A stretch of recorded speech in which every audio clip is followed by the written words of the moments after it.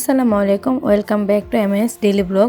আজকে সকাল সকাল উঠে আমার শাশুড়ি খিচুড়ি রান্না করেছে, যেহেতু কালকে রাত্রে অনেক বৃষ্টি হয়েছে।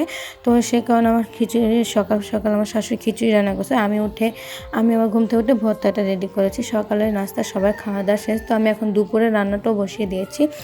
আজকে দুপুরে রান্নার মধ্যে ছিল ঝাটকা মাছ, ঝাটকা মাছ হলো টমেটো দিয়ে ভোনা, আর ডাল ছিল, ভাত ছিল, ভাজি ছিল, ঢেঁড়স ভাজি। তো এত কিছু আমি রান্না করে দেখাইনি। আজকে আবহাওয়াটা খুবই সুন্দর ছিল, আমার খুব ভালো লাগছে। তো ওই যে মাছগুলো আমি আগে ভেজে নিয়েছি। তো ভেজে এখন পেঁয়াজটা একটু ব্রাউন কালার হলে আমি আদা রসুন বাটা দিয়ে দেবো। তো এগুলো দিয়ে কষাচ্ছি। এর ভিতরে আমি দেখতেছি বাইরে আবহাওয়া অনেক সুন্দর, ওয়েদারটা এত ভালো ছিল, তাই রান্না করতেও অনেক ভালো লাগতেছিল। ঠান্ডার মধ্যে রান্না করলেও অনেক মজা লাগে। তো এই যে আমি আদা রসুন বাটা, জিরা বাটা এগুলো দিব, হলুদ, মরিচ, লবণ ইত্যাদি দিয়ে পানি দিয়ে আগে পানিটা দিয়েছি, দেন তারপর আমি হলুদ, মরিচ, মশলা, ধনিয়া গুঁড়ো এগুলো আর কি দিয়ে দিয়েছি। এগুলো দিয়ে ভালো করে কষাবো। দেন আমি মশলা কষাতে খুব ভালোবাসি, অনেক ভালো লাগে মশলা কষাতে। তো মশলা কষাতে দিয়ে এসে আমি এখানে একটু বারান্দা ফুটেজ নিচ্ছি, কারণ আকাশে এত পরিমাণ মেঘ ছিল আর ওয়েদারটা ঠান্ডা ছিল। তো এই যে কালকে রাতে অনেক বৃষ্টি হয়েছে কি বলবো।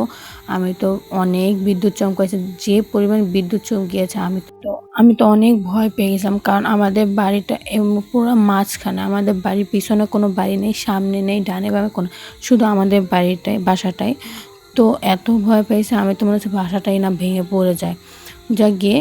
তো এই যে সকালবেলায় উঠে দেখি এগুলোতে পানি জমেছিল, কারণ এগুলোতে পানি জমে থাকলে গাছের নিচ থেকে নষ্ট হয়ে যায়, গাছগুলো মরে যায়। তো এই যে আমাদের এখানে ছোট ছোট কিছু গাঁদা ফুলের গাছ, বড় ফুলের গাছ আছে, মরিচ গাছ লাগানো আছে, ধনেপাতা গাছ। তো এগুলো আমি এসে পরিষ্কার পানিটা ফালালাম। তো পরিষ্কার করে আমি আবার রান্নার দিকে চলে যাব। আমার মন খারাপ থাকে, বেশিরভাগ টাইমে থাকলে আমি বারান্দায় থাকি। আমার এই ওয়েদারে বারান্দা খুব ভালো লাগে, বলার বাইরে এত ভালো লাগে। তো এই যে গাছগুলো পানিগুলো ফেলে আমি জানালাটাও ভালো করে খুলে দিয়েছি। সে কালকে রাত্রে করছে, আমার খুলতে ভুলে গেছি। তো এই যে এখন আমি দেখি মশলা কষানো হয়ে গেছে। দেন মানে অনেক কষায়, আমার খুব ভালো লাগে মশলা কষাতে, আমি বললাম না। তো যে মশলা কষানো হয়ে গেছে, তো এখন আমি টমেটোটা দিয়ে দেবো কষাতে। টমেটো দিয়ে দিলাম, পানি দিয়ে একটু হালকা পানি দিব, হালকা পানি দিয়ে একটু টমেটো সিদ্ধ হওয়ার পর্যন্ত ওয়েট করে দেন আমি মাছটা উপর দিয়ে দেবো।